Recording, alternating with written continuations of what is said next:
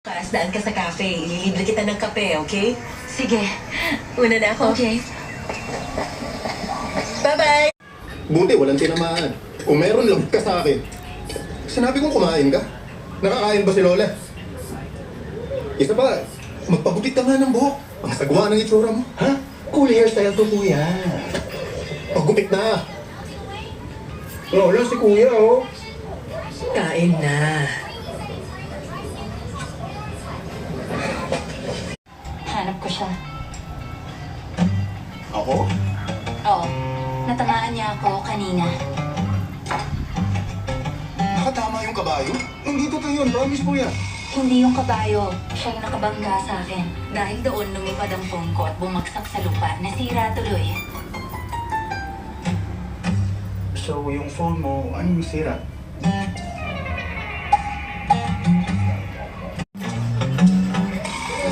Hindi mo sinabing may nabangga ka. Pinuntahan pa tayo. Puro problema na lang binibigay mo sa akin. Kasaway ka. Teka lang, kuya! Kuya! Ika rito! Tama na! Ika rito!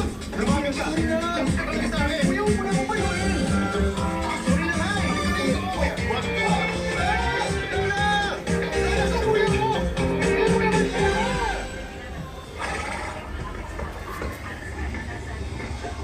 Nabasag yung screen ng phone mo.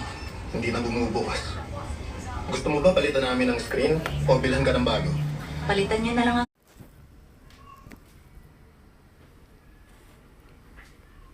La, kain na la. Ang ulam natin, ito. Wow. Ito.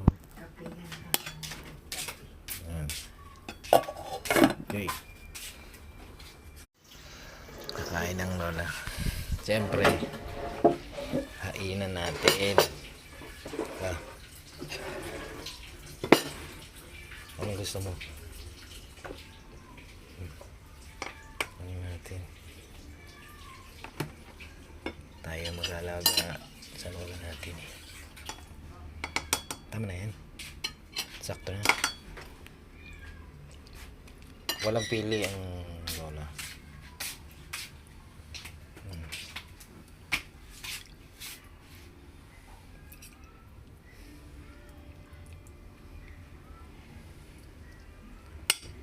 Pamimigay na natin yung kayamanan mo, lola, sa kawasan. Okay. Kain tayo. Sarap to. Sino hindi kumakain nito? Comment lang kayo.